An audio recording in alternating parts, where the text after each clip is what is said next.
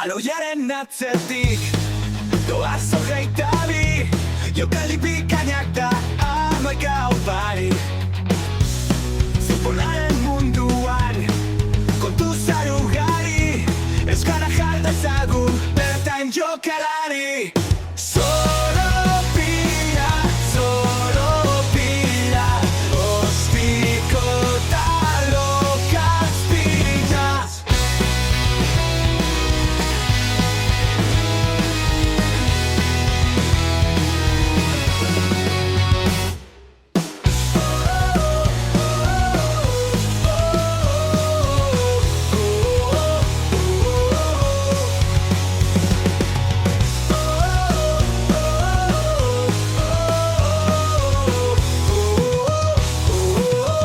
Kaixo denoi, arratsaldeon, beste behin ere hemen gara, gaurkoan otsailak 11, 14. saioa. Bueno, lerroburuan dagoeneko ikusiko zenuten, baina gaurkoan saio arrunta da, ez dugu gonbidaturik. Azken astean elkarrizketa bat izateko aukera eduki genuen, 12 futbol klubeko jokalari eta presidente den Kristianekin. Beraz, bueno, oraindik entzun ez baduzue, Jose Mari, komendatzen diegu ez, gaurko saioa entzun aurretik edo eta entzun ondoren, 12 futbol klubeko saio hori entzutea, pixka bat klubare gertuagotik ezagutzea, eta elkarrezketa hori gomendatzen diegu. Eta nola ez, behin onera iritsita, arpietu daitezela gure sare sozialetan, YouTube edo eta iVoox plataforman, eta gainontzeko sare sozialetan ere, jarraitu bat, doain da, musutruk, beraz, hortxe dutera aukera ez. Arratsaldeon, Jose Mari, ez dizut, aldetu, zer modu zauden?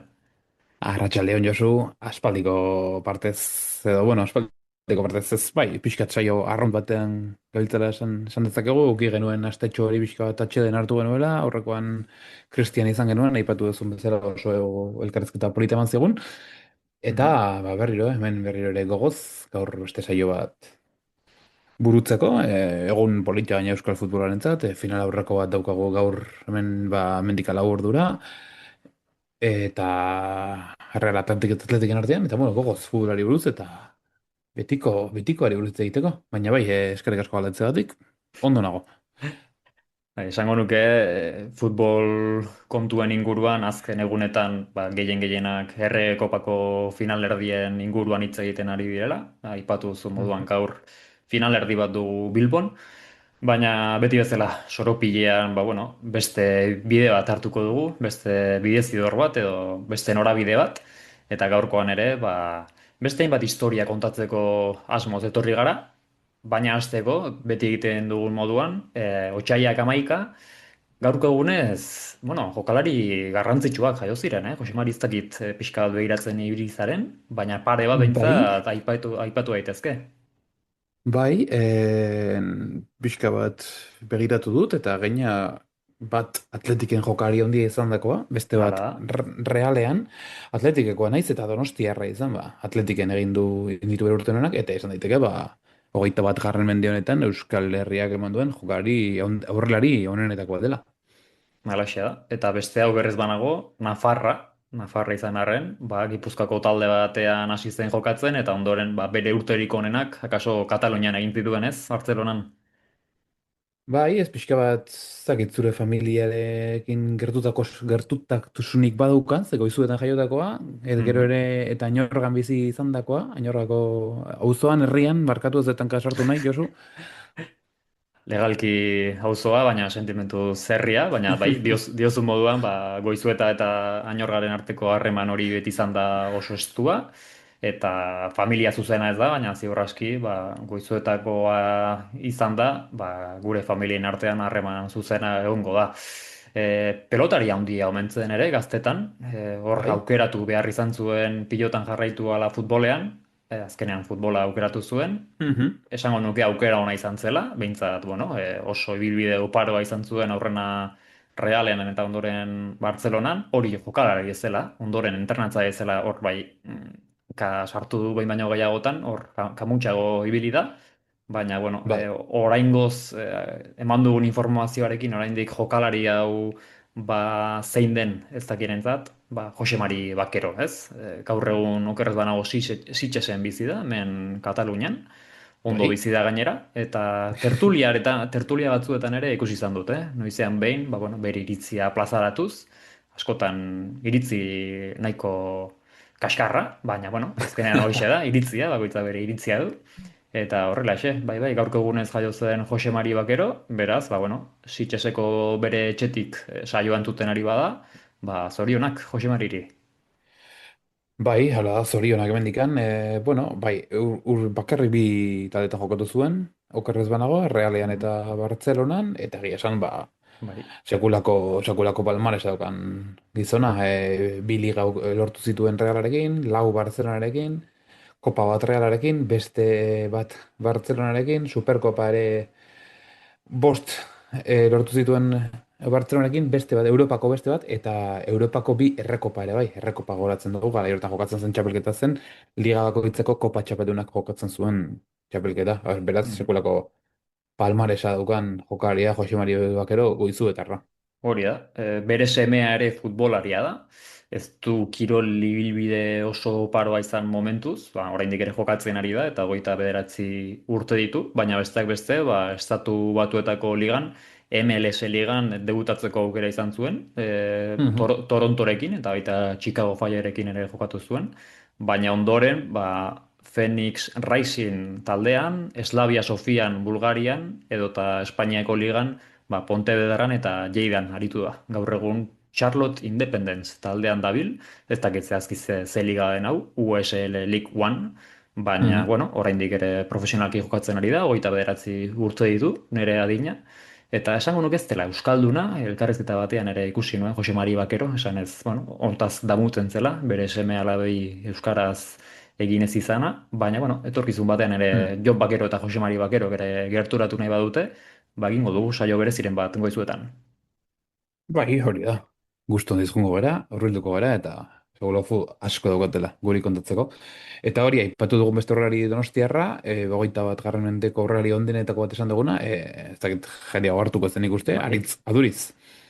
halaxe da, bai, jokalari puska. Gainera esango nuke, beste emat jokalarikin ere gertatzen ari den moduan, hau akaso beste saio batean pixka bat sakonago aztertu dezakegu. Baina nire sentsazioa da, azken urteetan jokalari asko eta asko, haien urterik onenak izaten ari direla, ba, 30 urtetik aurrera, ez? 30, 33, 34 urte horietan, ba, duela kaso 20-25 urte esaten zen jokalaria oso zarra zela eta dagoeneko ez zuela gehiegi balio, baina ikusten ari gara azken urteetan Budimir, Modric eta konpainiarekin, eta zu ere Jose Mari esango nuke adibide ona zarela, oraintxe bertan zure kirol ibilbidearen momenturik onenean zaudela, baina Ez beste da, bai. beste saio batean pixkat sakonago aztertu dezakegu hori ez, akaso ba, bueno, gaur egun profesionalki ere elikadura, entrenamendua ere asko zaintzen denez, esango nuke hori ere jokalariek nabaritzen dutela. Eta, bueno, urteak aurrera doazen enean ere, eta aritzaduri zen kasuan horrela izan zen, ba, 30 urte, 32, 34 urte zituenean, ikaragarrizko zenbakiak egin zituen. Bai, egia esan sekulako jokari izan da, eta bai, hor dago, aipatu duzun datua, bere bigarren etapa atletiken 2012an hasi zuen, eta eske Mhm. sekulako golegaia puski izan zen. Ia beti 20 goletik gertu, maila oso emanez, Euskal eta Espainiako selekzioekin jokatu zuen, eta bere kiroli bilbide guztian 285 partido, gol sartu zituen, beraz, hori, ez da marka makala. Ez da makala ez. Bueno, pixka bat Jose Mari Bakero aipatu dugunez, bera Nafarra izan da. Nik gaurkoan atal berri batekin ator, Jose Mari. Ez soilik gaurko programarako, baizik eta baita etorkizunerako. Ea zer deritzozun. Niri asmoa Mhm. litzateke Euskal Herriko zazpi lurraldeek, ba, futbolarekin eta oro har kirol honekin izan duten lehen harreman horien inguruan pixka bat azterketa bat egitea, ez? Nola eman ziren futbolaren hastapenak lurralde eta probintzia bakoitzean. Beraz, esan bezala, Jose Mari Bakero Nafarra dela aprobetxatuz, gaurkoan, Nafarroa garaiak edota Nafarroak futbolarekin izan zituen lehen harreman horiek aztertzea erabaki dut. Eta, Mhm. bueno, historia desente kuriosoak topatu ditut, eh? Esango nuke asko ez direla ezagunak eta pena merezi duten horitakoak direla. Beraz, bueno, horixe prestatu dut gaurko saiorako. Primeran, Josu, ea ze karri gozun, ze horrela, hasiera batean entzun da, bereziki gai interesgarria dirudi, eta jakin neko genuke, nondikan datozen, ez, gure inguruko futbol astapenak. Ba, hasiko naiz, beraz, hemen esango nuke jakina dela, Euskal Herri osoan ez Nafarroa garaian bakarrik, ba, futbolaren hastapenak eta futbolarekin izan genituen lehen harremanak, ba, 19. mende amaieran eta bereziki 20. mende hasieran izan zirela. Askotan lehen talde horiek ba, lagun artean sorturiko taldeak izan ohi ziren, oraindik ez zegoen egitura profesionalik, askotan federazioak ere ez ziren existitzen, eta Nafarroako kasuan ere, Nafarroa garaiko kasuan, horrelako zerbait gertatu zen. Mm, Nafarroako Futbol Federazioaren arabera, lehen taldeak, ba, 1907 urte inguruan agertzen hasi ziren. Bertan esaterako Pamplona Football Club izeneko talde bat sortu zela badakigu. San Ferminetan, ba, bueno, hainbat karteletan eta bar argazkiak topatu direlako, baina noski, esan bezala, talde hauek ez ziren profesionalak, askotan lagun artean sorturiko taldeak ziren, eta urteen poderioz ba, talde gehienak desagertu egin ziren eta ez ziren mantentzen. Hala ere, batzuk aipatzearren, dakiguna da, 1916 urte ingururako talde Mhm. asko sortu zirela Iruñean, eta izen batzuk aipatuko dizkizut. Izen, bueno, nahiko berexiak. Puchin taldea, Amaia, Rayo, Racing, New Club, La Esportiva, La Deportiva, La Lucha, Lagun Artea edo taipatu dugun Pamplona. Horiek guztiak Iruñean sorturikoak dira, baina dakiguna da Iruñeatik haratago ere, ba, Lizarran, Altsasun, Tuteran edo eta Faian ere, ba, hainbat klub sortu zirela. Ze gertatzen da? Klub horiek sortu ziren arren, oraindik Nafarroan ba, oso berria zen kirol bat zela, futbola, eta esaterako Mhm. Nafarroak ez zuen federaziorik, ez zegoen Nafarroako futbol federazioa. Beraz, zer egiten zuten talde guzti horiek? Ba, lehenik eta behin lagun artekoak eta bar jokatzeko eta beste hainbat txapelketa jokatzeko, ba, alternatiba bat bilatu behar izan zuten, eta Gipuzkoako Futbol Federazioan atxiki ziren. Oda, lehen urte horietan, talde nafarrak izan arren, ba, Gipuzkoako Futbol Federazioan jokatzen zuten, eta hemen ere aipatu genuen, Euskal Selekzioak Hego Amerikara egindako bira horretan, 1992an, ba, bira hori Gipuzkoako Futbol Federazioak antolatu zuela ez. Beraz, nolabait, Gipuzkoako Futbol Federazioan bai, bazegoela egitura nahiko profesionala, Nafarroan aldiz ez, eta 1998an Nafarroako Futbol Federazioa sortu arte, ba, talde guzti hauek Gipuzkoako Futbol Federazioaren barnean kokatzen ziren. Hemen, egia da, ba, sortze urteak eta noiz sortu ziren klubak jakitea askotan ez dela guztiz zehatza, informazioa falta delako, beste kasu batzuetan esango nuke Jose Marik zuk ere badakizula Sevilla eta Crystal Palace bezalako taldeek askotan haien sortze urtea aldatu dutela azken urteetan, esanez Bai. hasiera batean esaten zena baino zarragoak direla, eta bar. Bueno, gaia nahiko mamitsua izan ohi da, baina aldi berean ere pixka bat polemikoa. Eh, Web horri batzuen arabera, ofizialki, Nafarroako futbol talderik zarrena Osasuna genuke, oraindik aktibo dagoen taldea. Osasunaren kasuan badakiguna da, 1920 urteko urriaren 24ean sortu zela. Bi talderen arteko fusio baten ondorioz, La Esportiva eta New Club bi taldeak fusionatu ziren eta Osasuna sortu zen, 1920 urteko urriaren 24ean, baina Mhm. pixka bat beranduago jakintzen eta dokumentuak falta diren arren, gaur egun dakiguna da, ziur aski, Osasuna ez dela Nafarroako futbol talderik zarrena, baizik eta futbol talderik zarrena aurrera de Liedena izeneko talde bat dela. Talde Bai. hau Ledea udalerrian kokatzen da, ez dakit badakizu non dagoen Ledea. Izenez bai, baina oraintxe egia esan mapan enizuke asmatuko kokatzen. Izena bai, entzun da, baina puf, ez, perkatu, baina ez nuke egingo.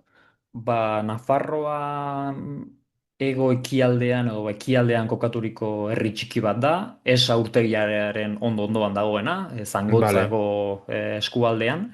Gaur orain bai. egun 300 biztanle soilik ditu, baina 1920 urte inguruan ia 1000 biztanle zituen herri bat zen, eta bueno, nahiko deigarria da, zergatik sortu zen hemen Nafarroako futbol talderik zarrena. Eta pixka bat historia begiratzen hasi naiz, ez nola zen posible Nafarroako lehen taldea hemen kokatu izana, eta ziur aski, esa urtegiaren nolabait eraikuntza lan horiek ere izan zuten eragina, ez?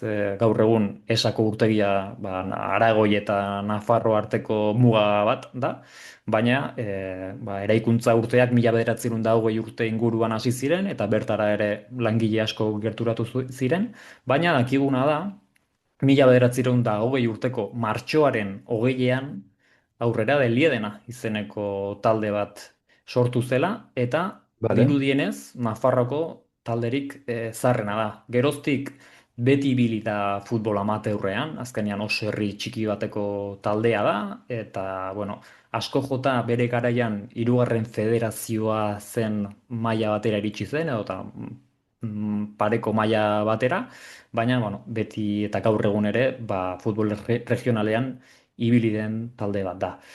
Dokumentuen arabera, esan bezala, 50 urte bete zituenean jakin zen 1920 urteko martxoaren 20ean sortu zela.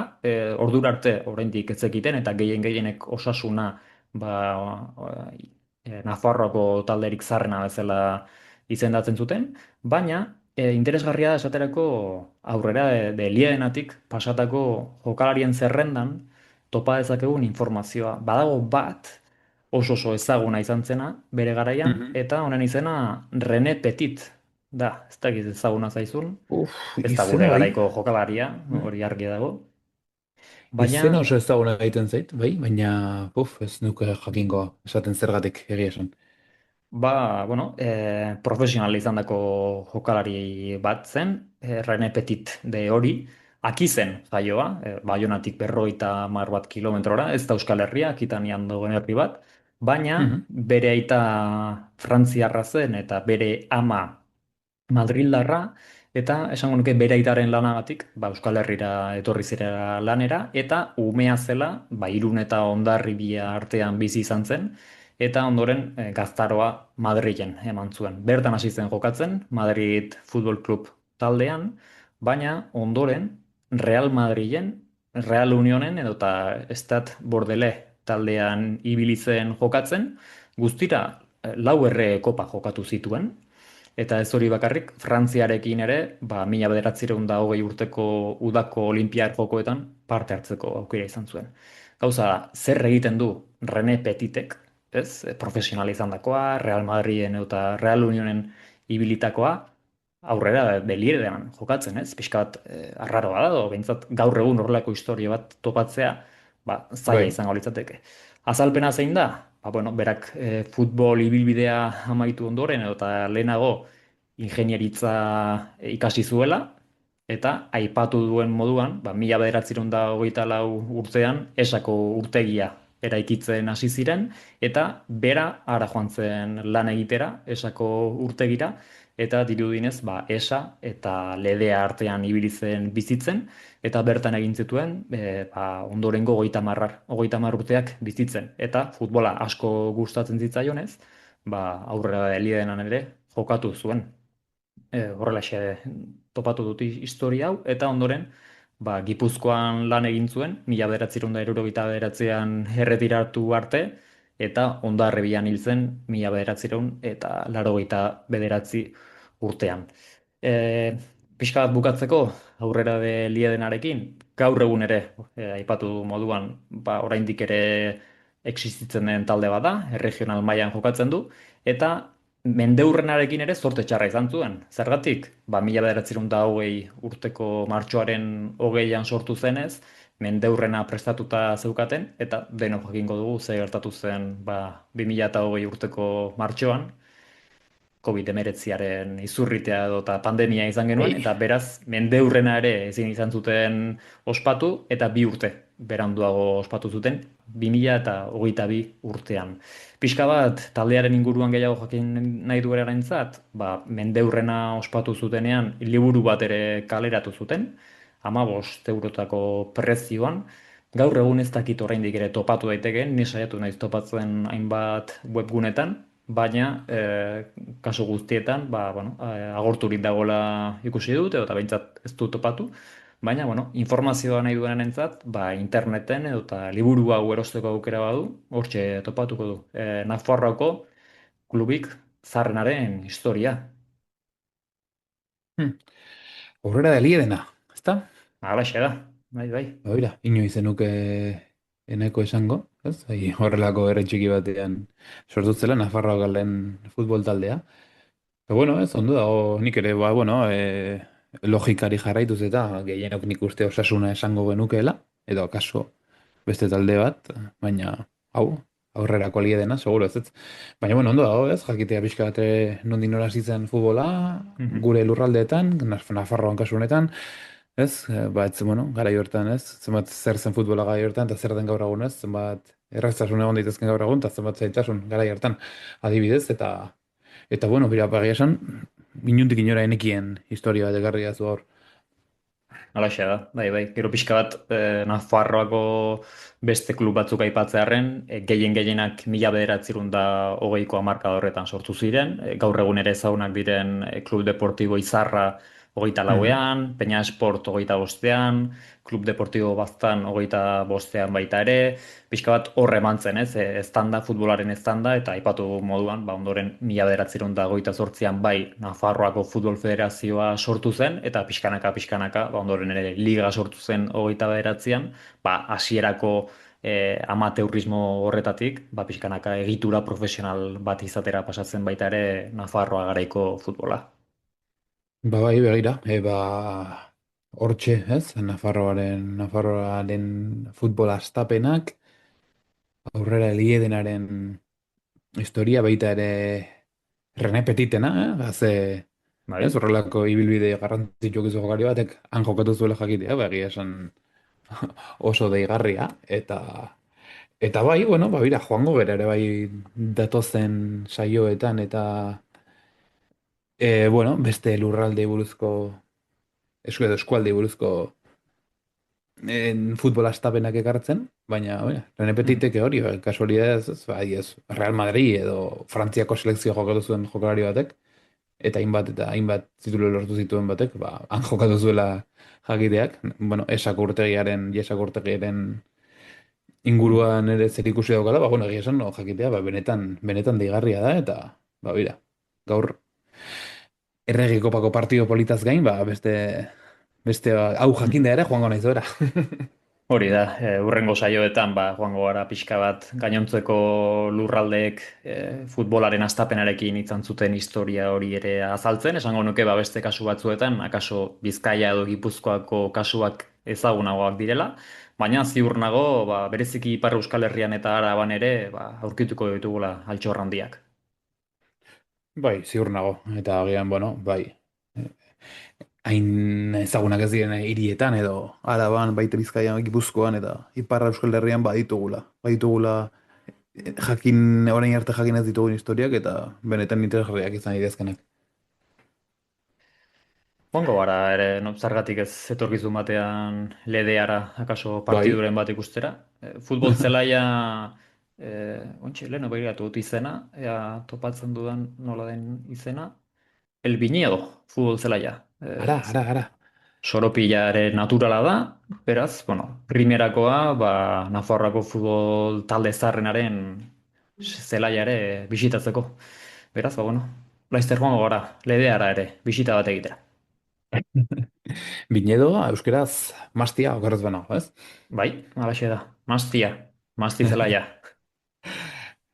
Ondo ba, bai, aurrengo saioterako utziko ditugu beste lurraldenak, baina azteko egia esan informazio asko ekarri diguzu Josu, asko eta interesgarria.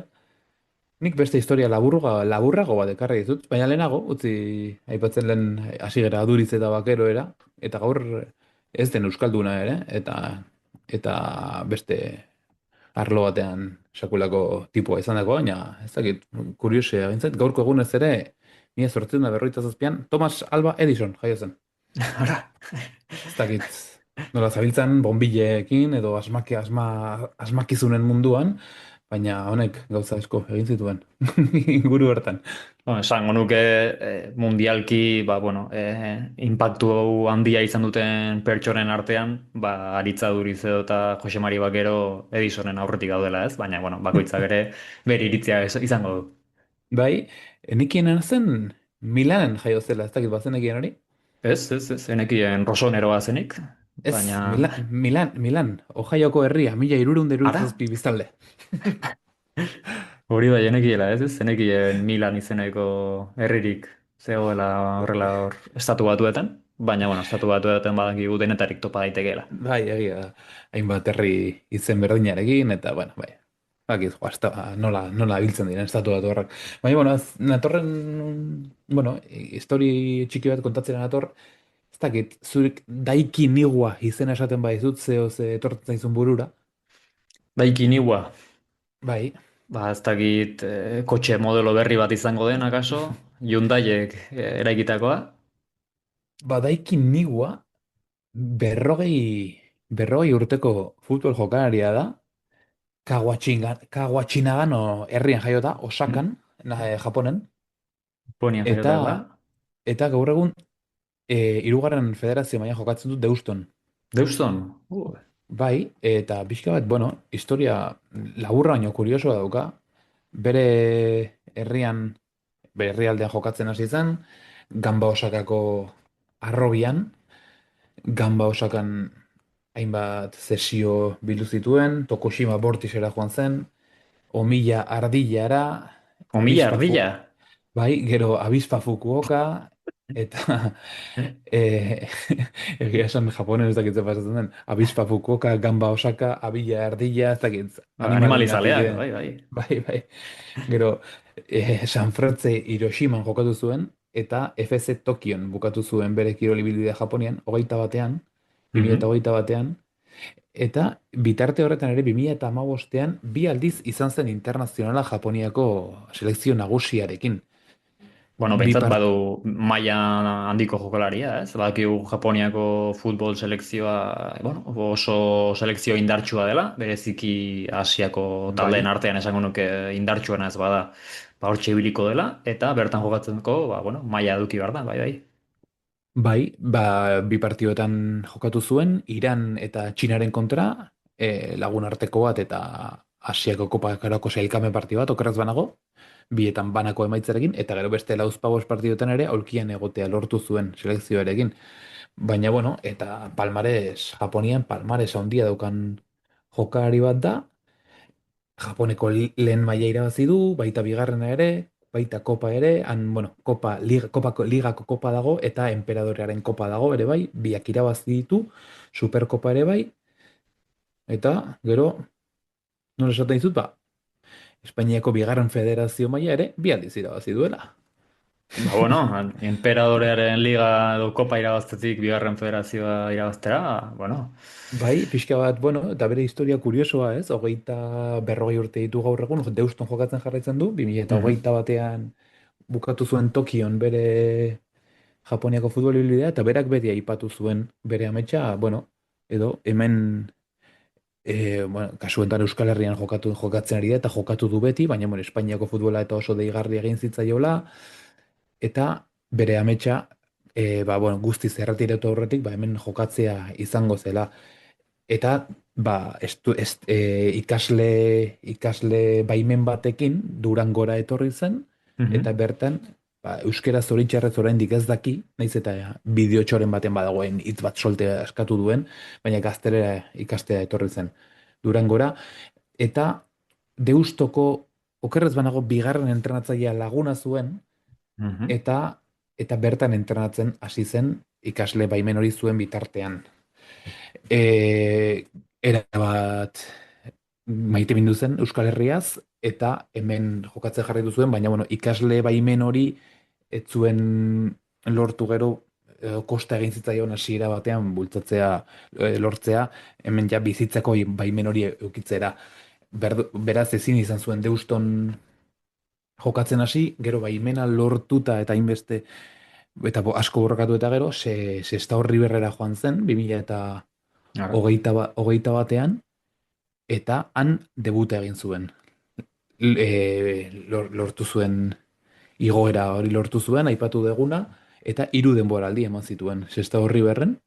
Ez da makala. Mhm.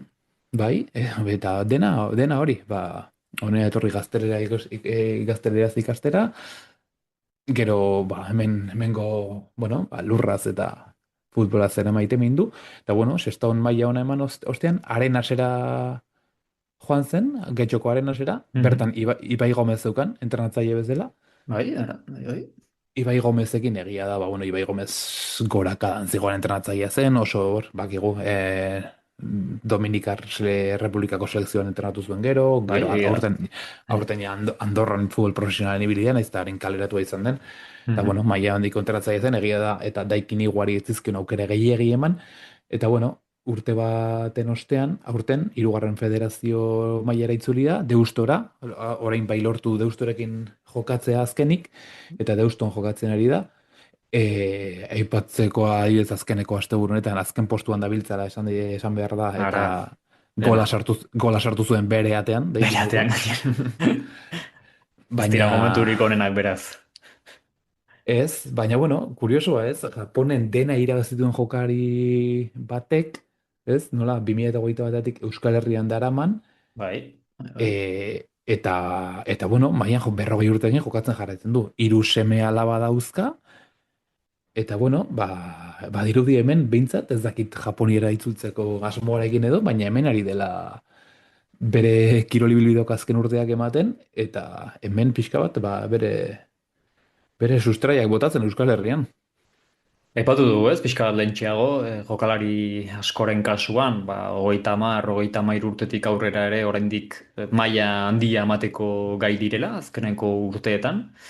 Daiki Niuaren kasuan ez dakit horrela izango den, baina aipatu duzu moduan oso veteranoa zela iritsi zen Euskal Herrira, 35 urte Mhm. ingururekin. Gainera oso egoera berezian, ez? Beka bat lortu ikasketak egin ahal izateko eta horrekin batera hemen futbolean jokatzeko aukera hori izatea, esango nuke oso jokalari gutxik egin dutela horrelako zerbait futbolean jokatzeko aukera edukitzeko, baina pozten Mhm. naiz, esango nuke 5 urte daramatza Euskal Herrian eta Bizkaiako taldeetan, eta berak 5 urte baldin badaramatza hemen, bueno, gauza edota esperientzia positiboa izaten ari delako izango da, eta gainera seme-alabak eta bere bikotea ere hemen bizi badira, ziur aski Euskal Herrian errotzen hasi dira baita ere, eta nor daki noiz arte geratuko diren hemen.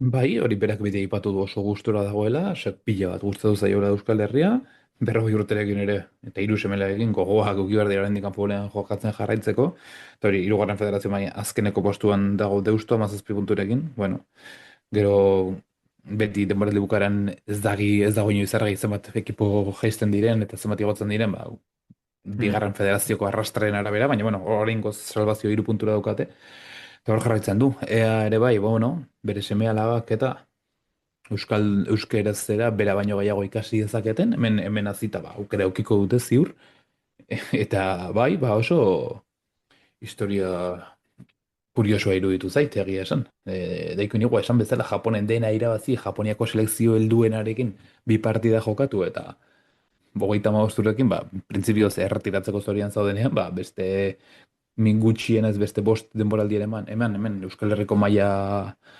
baxuetan, bueno, meritu dauka, eta bueno, pozten gera, Euskal Herria hainbeste gustatu zaiolako, daikin iguari.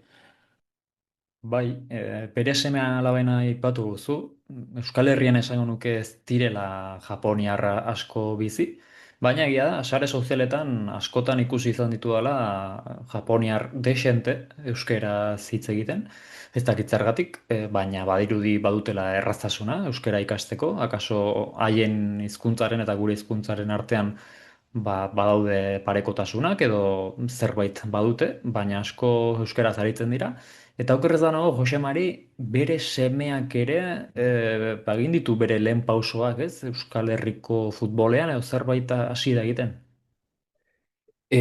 Bai, azken asteburuan bere semeak Euskal selekzioarekin jokatu du.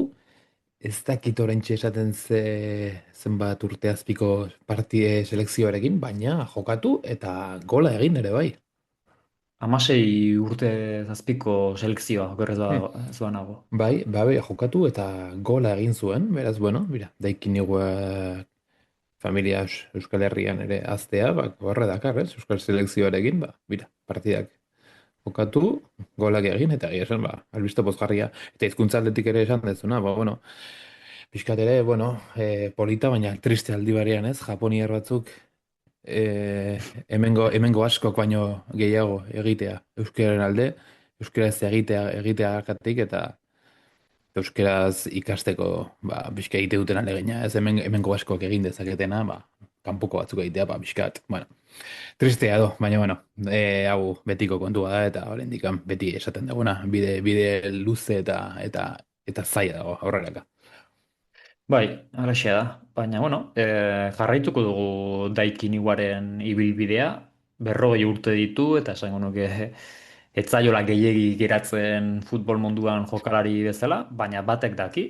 Eta bera ez bada, ba, bere seme alabak ere jarraituko ditugu. Ea zer moduz doazen datozen urteetan, baina esan bezala, 16 urte zazpiko Euskal Selekzioarekin egin du debuta, ez dakit zehazki ze taletan jokatuko duen bere semeak, baina bueno, 18 urte zazpikoa denez lasai utziko dugu, eta mendik pare bat urtetara, ba, bueno, soropiletik basan nahi badu, ba, mentxe du baita ere gonbidapena bai berak, eta baita nola ez, daikik ere, aurten duztora kaso bisitaren bat ere egin beharko dugu. Bai, bueno, ipatu duzuna hori, printzipioz gutxi galitzen zaio futbolean, ze famatua da bere herrikidea den Ja, bai, Kazuyoshi Miura. bai, Gaur bai. egun 58 urterekin futbolean jokatzen jarraitzen du. Bera Bai, bezala. Japoniarrak urte asko bizi diren horitakoak dira, ez? Bataz besteko adina eta, bueno, bataz besteko bizitxaropena oso altua izan ohi da, Japonian. Eta Bai. hori ere akaso, ba, kiroli bilbidean, ba, ikusi daiteke. Hitz egin genezake egun batean, tipo honen ibilbideari buruz, baina, bueno, 86an Santosen debutatu zuen Brasilen jokatu zuen, gero Japonen, Brasilera itzuli zen, Europan egin zituen Italian eta Kroazian partiduak, oraindik gazte zenean, eta gero, baina 2005an ere Australian jokatu zuen, duela 3 urte Portugalen, gero orain berriro Japonian, baina 58 urteekin hor segitzen du, eta sekulako, sekulako, hau bai dela, benetako historia kuriosoa, 58 urteekin, futbol profesionalean jokatzen jarraitzean, gaur egun Japoniako 3. mailan dago, baina, bueno, ez dakit 58 urteko gizon batek ze maila eman dezaken 3. mailan, baina, bueno, hortxe daukagu bere historia, hau bai iruditzen zaitela, benetan deigarria. Baina, bueno, hau beste baterako Bai, utziko dugu. eta, bueno, pixkat horrekin amaitzearrena, baina ez dakit zenbat taldetan jokatu duen, aipatu duzun jokalari honek, e, baina aberreuren errekorra ez du hain urrutu izango, ez? Bueno, asko aldatu du taldez, baina nik uste abreuren errekorra desente urruti daukala. Egia da, Kawasaki Berdi taldean 1980tik 88ra, Bai, eman asko da. zuela hor urte asko, abreuk ez dakit talde batean 2 urte baino gehiago pasa dituen, noizbait. Ez. Eta baita ere Biselkoben beste 4 pasa zituen, eta bueno, egin ditu pixka bat mantendu da talde batzuetan, baina egia da ere talde askotan ibili da, eta Brasilen, esan dizut, Brasilen, Italian, Kroazian, Portugalen, Japonian, Australian, bai, sekulako historia dauka. Kaiuzoshi Miura, Japoniarra. Beraz, hau ere futbolaren mercenario bat, baina ez aberreu bezain beste. Hala da. Bueno, eta Ba, Bai, pixka bat hori bi historia hauek aipatu ditugu gaur, Nafarroako futbol astapenak, baita ere, bueno, Daiki Niwa jokari japoniar Euskal Herritarren historia. Eta, bueno, ez, pixka bat gaurkotasunari itzuliz, ez, bueno, euki ditugu aste hauetan Kopa, Liga, Txapeldun Ligako sailkapen faseak, baina, bueno, nik uste albiste handiena gaur daukagun partidua dela, ez? Bai. Errealak beste euskal derbi bat genitu ondoren, eta Atletikek Valentzia irabazi ondoren, ba, final aurrekoetan zozketak euskal derbi berri bat ekarri dugu, eta ba, oso kanporaketa irekia. Ikusten dut, gaur San Mamesen jokatuko den lehenengo partidua, eta hemendikan hiru estetara bueltako anoetan. Halaxe da, nik ere pertsonalki oso kanporaketa berdindua aurre ikusten dut. Baja garrantzitsuak bi taldeetan, bai Atletiken eta bai Realean, baina kopako final erdiak dira, bi taldeentzat ikaragarrizko aukera, Sevillako finalera iristeko. Ikusiko dugu, gaurkoan ikuste dut erabakigarria izango dela. San Mameseko giroa eta Atletikek etxean jokatzea ez da gutxi, baina ziur aski, ba, bueno, anoetan erabakiko da kanporaketa. Baina, bueno, nik oso irekia ikusten dut kanporaketa, gaur ere edozer pasa daiteke, Erreala oso bolada honean, Mataratzorekin, argi dago, baina Atletik ere pixkanaka esango nuke hasi dela hobetzen eta jokalari garrantzitsuak ere Hmm. berreskuratzen joan da. Eta esan bezala, hau ez da liga, hau ez da txapeldunen liga, hau erre kopa da, eta Atletikentzako oso txapelketa berezi bat da, beti izan da horrela, eta ez da kasualitatea ba, Barcelonaren ondoren erre kopa gehien irabazi dituen taldea izatea. Beraz, gaur ere, ba, oso neurketa berdindua espero dut San Mamesen, intentsitate handikoa, eta ikusiko dugu ze jasoko den, baina, ba, bueno, datorren asteetan ere, honen inguruan hitz egiteko aukera izango dugu, itzulerako partida, ba, mendik ia batera jokatuko delako, beraz, gaur pasako dena, noizki oso garrantzitsua da, baina, nor daki, hemendik ia batera dinamikak guztiz aldatu daitezke, denbora asko da, eta ziur aski gaur egun dugun egoera eta bi taldeek duten egoera ba asko aldatuko da hemendik hilabete batera ere. Bai, pixka bat, ba, bueno, kopa honek daukan pixka bat beste, bueno, ulertzen ez den beste gauza bat, ez? Orain urtarria, abendu eta urtarrian, ba, kanporaketa pila bat jarraian jokatzen dira, final aurrekotara iritsi, Joaneko partida berehala jokatu eta itzulerakoa ba ia hilabetera. Ez da nik behintzat pertsonak ez dut oso ondo ulertzen, baina bueno, zuk aipatu duzuna Atletik ematen du okerrexio zebilela, baina bueno, orain Valentzia kanporatu zuen kanpan eta Levanteri etxean irabaztetik dator ligan. Egia da bitaldek baja dituzte, duela 10 egun jokatu zen San Mamesen ligako partidua. Reala esango nuke nagusi izan zela jokoan partidaren zati handienean, baina bueno, bukaeran Atletikek ba San Mamesen bakizu partido bat beti kanpoko jogo talde izan beti luzea egingo zaizu, Reala 10ekin jokatu zen, gelditu zen jokaldi oso eztabaidagarri batean eta Atletikek azkenean ba partida bukatzen ari zela berdintzea lortu zuen. Beraz hori, partida kanporak eta oso irekia, gaurko partida bai, baina nik uste ez dela ezer erabakita geldituko anoetarako. Hmm. Eta bueno, behintzat euskal talde bat, ba, beste urte batez, urte hau azken hauetan desente izan direla, ba, finalean aukiko dugu beste behin. Halaxe da, nik hori esango nuke dela behintzat berri pozgarria, Euskal talde bat izango dugula beste behin erre kopako finalean. Eta ondo badarituzu, ba, gaurko saioa izten joateko, azken liga jardunaldian izandako emaitzak errepasatu ditzakegu, eta baita ere, ba, asteburu honetan izango ditugun partiduak. Beraz, ligan azken asteburuan Osasunak jokatu zuen ostiralean, jokatu zuen lehen euskal taldea izan zen, eta bigon bat eta bi irabazteko aukera izan zuen talde gorritxoak, oso berri pozgarriak, badakigu etxetik urrun ikaragarri kostatzen ari zaiola lixiren taldeari, baina azken bi partiduak irabazi ditu etxetik urrun. Lehena Baiekasen, Rayo Baiekaren aurka bat eta hiru, eta kasu honetan, ba, Bigogo zeltaren aurka, bat eta bi, nola ez, beste behin, ze jokalari puskabean ante Budimir, Hmm. lenguan irakurri nion Iñaki Berastegiri Twitterren, galdera bat plazaratu zuen, ea Osasunak egin duen historiako fitxaketarik onena den, 8 milioi ordaindu zituen, ez da merke, baina ikusita zer nolako errendimendua izan duen eta ze zenbakiak lortzen ari den, ze zenbaki lortzen ari den Osasunan, esango nuke Osasunako historiako fitxaketarik onena ez bada, onenen artean ziur dagoela, ez? Gainera, bueno, Raúl Moro ere jokalari berria izanik hasi zen hor pixka bat taldeari bere gaitasunak eta doaiak ematen eta erakusten, asistentzia berak jarri zuen lehen golean, baina esan bezala oso berri pozgarriak Osasunarentzat, etxetik urrun berriz ere 3 puntuak lortzea, eta naiz eta etzen izan ere ustez Osasunak aurten jokatu duen partidarik onena, Zeltaren aurkakoa, azken asteetan, esango nuke ikusten ari garena bai Lixiren taldea eta benetan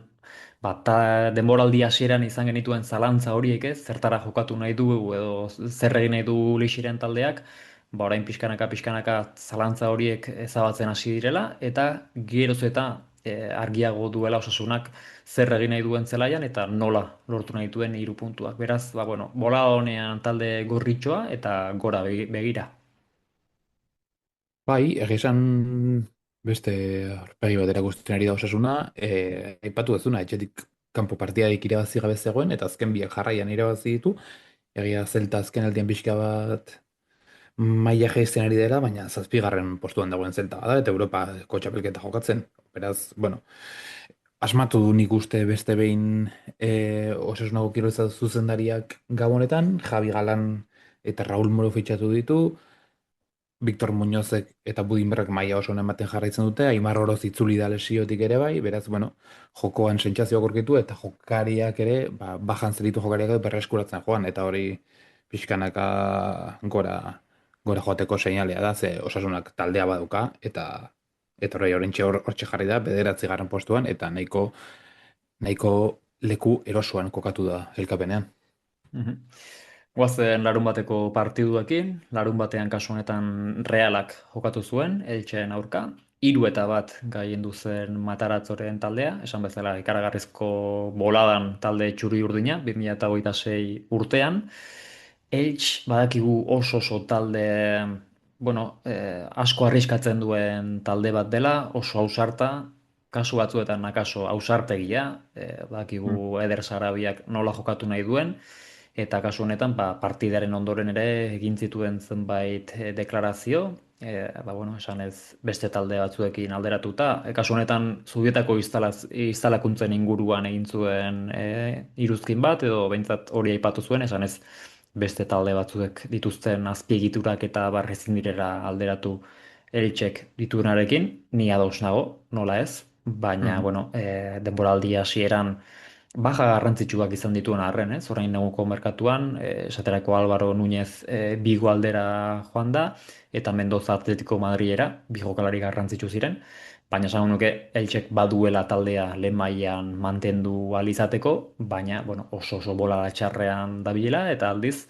Reala guztiz kontrako boladan, berri txarra hemen Susitzen lesioa izan zen, gola sartu eta bueno, oso gutxira min hartu zuen, baina gainontzekoan talde gipuzkoarra gora begira, eta aldiz Valentziako taldea, ez, bera begira. Bai, hori, denboraldia hasia oso egin zuen Eder Sarabi Luterren Elxek, egia da igo diren 3 taldetatik ezbairik gabe talde honena dela, Oviedo eta Levante hor behan daude eta nahiko joko kaskarra egiten, baina Elxek, bueno, ni pentsatzen dut azkenean naiz eta orain pixka arazoetan sartu diren salbatuko direla, auskalo, baina nik uste dut baietz. Eta Reala, bueno, nahi egia da partido hasia nahiko kaskarra egin zuen, Elche ausart ateratzen zelaira, baina, bueno, azkenean pixka ere zorterekin Susicek gola egin zuen, gero lesio etorri zaion pena ze Mataratzo badirudi pixka berreskuratu duela, jokari kroaziarra. Baina, bueno, Reala sendo dabil, baina txiki bat jarratzea oraindik ez du lortu Mataratzorekin atea utxean ustea partido batean. Egia da, bueno, joku ere arriskatuagoa dela, Bueno, ez zaiola xola agian baloi jabetza hainbeste ukitzea, Sergio Francisco ekin ukitzu zuen bezala, aurrekoan eltsek baloi ukizu, Reala eroso aurkitu zela esango nuke. Eta bueno, talde hauak behintzat taldea konfiantzaz dago, nabari da, entrenatzei berriaren aldaketa oso nabari da, ez du galdu oraindik mataratzeren esanetara Realak, eta bueno, berez denboraldi hasi aurretikan ba, pentsatzen zen lekuetan dago Reala aiaz lehenengo zortziretan, eta plantilla soberan daukala ikusten ari da, eta bueno, pixkat hori Jangel Herrera itzuli da lesiotik, pixkat Osasunen kasuan bezala, Oskarson ere badirudi pixkat itzuli dela, golak sartzen hasi da, Barrenetxearen lesio orainpena, beti ditu arazoak mutillonek lesioekin, berez bestela segura jokaria da, baina bueno, Reala ere jokariak berreskuratzen, sentsazioak berreskuratzen, eta egia esan, Matarazzo anuetan agertuenetik, ba, ezer gutxi berari leporatzeko. Halaxe da. Goazen igandeko partiduekin, lehen partidua eguerdiko ordu bietan izan zen, Alabes huts Getafe bi, Madrilgo taldea, kasu honetan Getafek bere azken garaipena azaroan lortu zuen ligan, Eltxen aurka, eta Bai, etxetik urrun ez zuen irabazten, ba, liga hasieratik, kasu honetan Atletiken aurka, irabazi zuen San Mamesen, urri amaieran, utxeta bat, eta geroztik etxetik urrun ez zuen garaipenik lortu, baina ba, Mendizorrozan utxeta bi irabazteko gai izan zen, lehen zatian ba, oso partida parekatua izan zen, baina egia da, bigarren zatian, Luis Vázquezen golari esker utxeta bat jarri zela talde Madrildarra aurretik eta markagailuan aurretik dagoenean ba oso deseroso sentierazten zaituen Getafe ikusi genuen, Alabes etzen bate ere eroso ibili eta ez hori bakarrik bigarren gol bat ere egiteko gai izan zen penaltiz Mauro Aranbarri, Patxekoren akats bat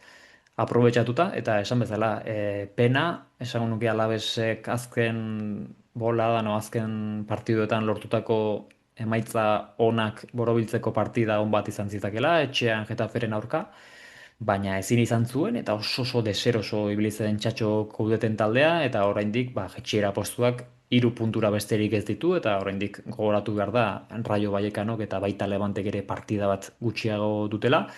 Beraz, bueno, ligako azken bi partiduetan garaipenak lortuta Espainolen aurka eta urretik orain naiz gogoratzen horren aurka, Betisen aurka irabazita bazirudien gora begira zegora berriz ere Alabes, baina, bueno, oraindik ere lanean jarraitu beharko du eta puntuak pilatzen, ba, denboraldi amaieran, ba, lehen mailan jarraitzeko.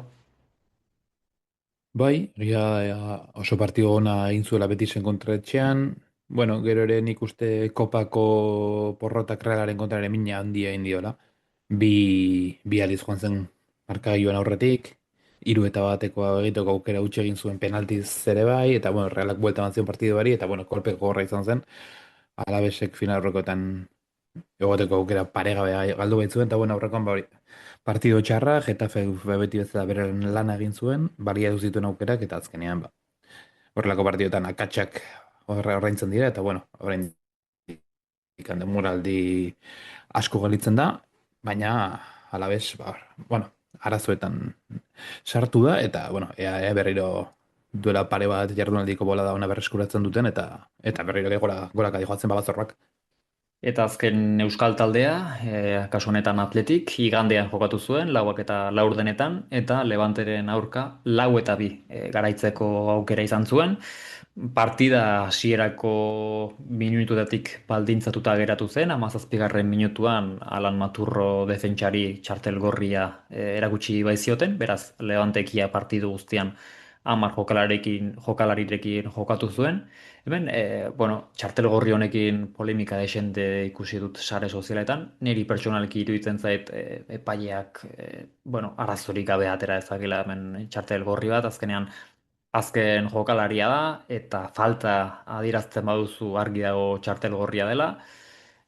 Bueno, ez zait ikaragarri argia iruditzen, baina iruditzen zait, bueno, erabakia ondo hartuta dagoela, eta behin falta adierazita txartel gorria nabarmena dela.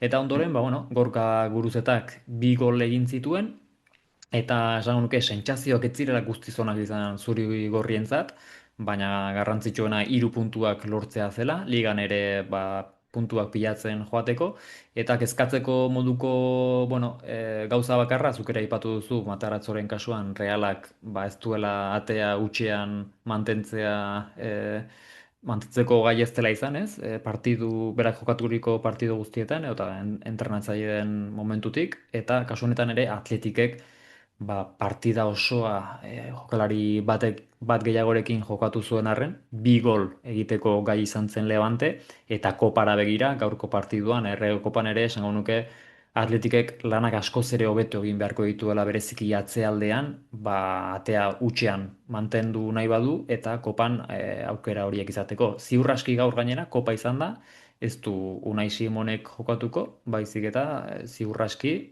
bueno, ikusiko dugu ea gertatuko den, baina Alex Padilla izango da atean, beraz. Horixe ere Atletikek hobetu beharregoa atzealdean dituen arazo horiek. Bai, egia da, bueno, gorria batzuetat zalantza gehiago eukiko ditu bat gorria zen ebez, egia esan Maturrok sekulako txolak ere egiten du, inongo beharri gabe Iñaki Goirian seldu egiten du, eta bueno, epaiak falta dira ez du momentu, hori txerte gorria ateratzeko moduan da. Egia da hori, amarraki jokatuta defentsa nahiko aulezi erakutsi zituela Atletikek, 3-2 jarri zen Levante amarrekin, azkenean pixkat sufrituta, gero azkenean laugarren egitea lortu zen Atletikek, baina bueno, ez da bilfin Atletik, demoraldiko momentu berenean ez dago hori errai dago, baina bueno, behintzat azken 2 partidak irabazi ditu, eta garaipenek naiz eta ez diren garaipen onenak izan, beti laguntzen dute gauzak hobetu ikusten, eta argiago eta konfidantza gehiagorekin ikusten gauzak orain egia da txapeldun ligatik kanpo garaitu direla, ligan zentratzeko aukera dute, eta bueno, Atletik nik pentsatzen dut, sailkapenaren goian mantenduko dela, partidak ateratzen jarraituko du, eta hori orain kopako 2 partidu hauek kenduta, ligan soilik zentratuko da, eta bueno, orain, bueno, berriro ere nik pentsatzen dut gora egingo dutela. Eta bueno, gaurko partidan, aipatu duzuna atzo esan zuen prentxaurrekoan Valverdek, edo ulertarazi zuen, baietz, Valentzian bezala, Alex Padillak jokatuko zuela partidua. Mhm. Goazen errepasoa azkar amaitzera bigarren mailarekin Euskal Herrian. Kasu honetan 2 taldeek larun batean jokatu zuten. Sanseren kasuan garaipen handia Andorran, behar zuen garaipena Ansotegiren taldeak, eta esango nuke Andorrak izan zituela aukera garbiak beste golen bat ere egiteko, baina, bueno, 1-2 amaitu zen partida, eta aldiz, Eibarren kasuan, Zaragozara joan behar izan zuen bisitari moduan, eta hemen, bueno, Jaguatel Jamiken ikuskizuna ikusi genuen, ez? Lehen gola egin zuen Protagonista. 26. minutuan, ondoren bere atean egin zuen gol bat 55. minutuan, eta partida borobiltzeko, 83. minutuan txartel gorria ikusi zuen. Beraz, partiduaren laburpena El Jamiken ikuskizuna izan zen.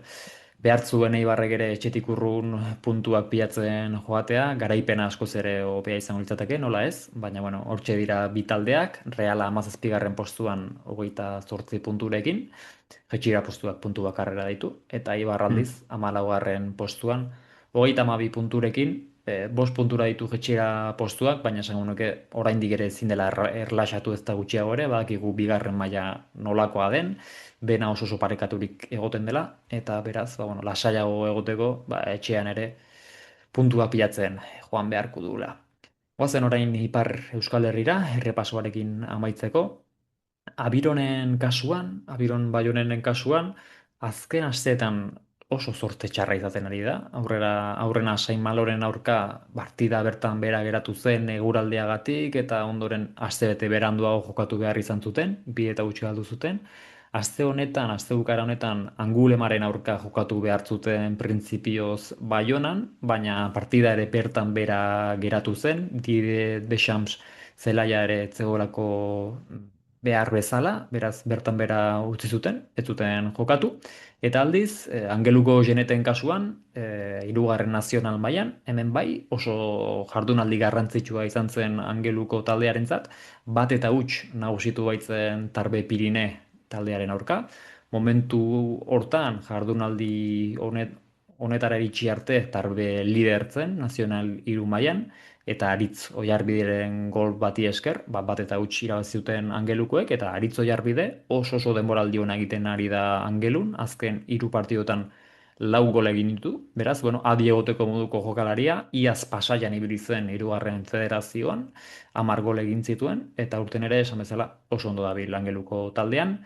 Orain laugarren postuan da, Genet, hogeita hiru punturekin, eta liderra, Kanet Rusillo, hogeita sei punturekin, hiru puntura bakarri du. Beraz, gure sare sozialetan ere ipini genuen, nazional hiru mailako sailkapena, bereziki goiko postuetan, pilpilean dago, dena oso berdindurik.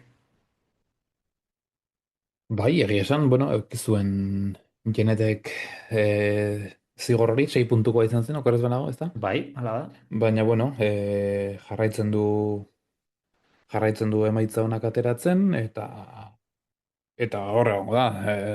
Naiz eta auki dituen orain, bueno, bere pixkat gora berak, neguko merkatuan ere bai, baina ikusten da goia egoteko taldea dela, pena izan dela 6 puntuko zigor hau, baina hor mantenduko da moraldi bukaera arte, eta ea espero dugu Angeluko taldeak igora lortu dezakeela, eta horrela jarraitzen badu, aukera asko izango ditu.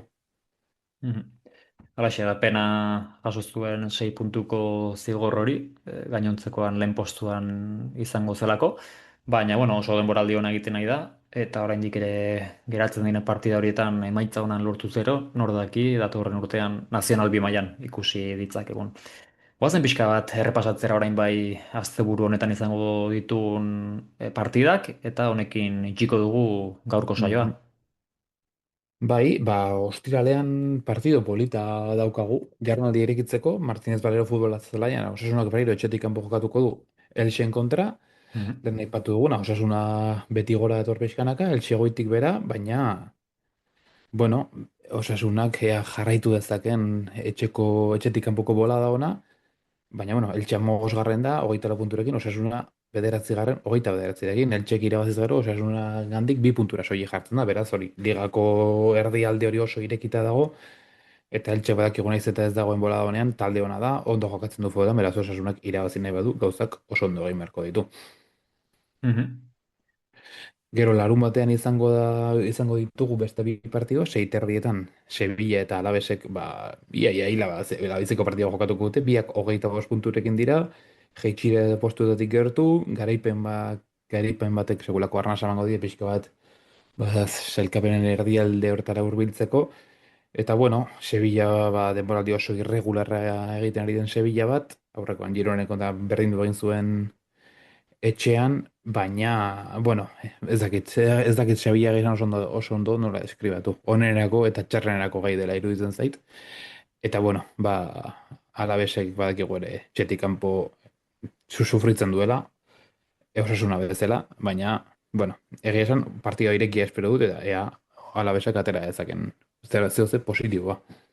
Bai, Sevillaren kasuan esango nuke Valentziak duen virus berdina duela, kudeak eta ez da honena Bai, izan azken urteetan, bai kirol arloan, bai ekonomikoki, kaso klubak egin beharret zituen hainbat operazio burutu dira, gaur egun ere jokalari asko dituzte fitxa oso altuekin, bat ezaguna da, ez, Realean ibilitako Adnai Januzaj, mhm, fitxa oso altua du eta aldiz ez du minuturik jokatzen, bueno, txapeldunen liga jokatzen hasi zirenean ere hasi ziren pixka bat haien fitxak eta eredua aldatzen, bai. jokalari veteranoak ekartzen, eta bueno, esango nuke, hori, kudeak eta ez zela honena izan azken urteetan, Valentzia baina hobeto daude, baina, bueno, biak egoera nahiko kaskarrean.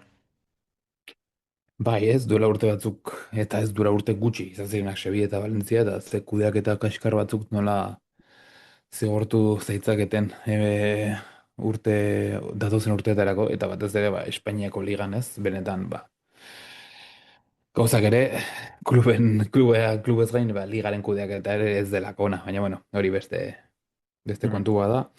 Eta hori urrengo partida, Sevilla eta Alavesen ja eta amaitu ostean, Bernabeun izango da, Real Madrid eta Realaren artekoa.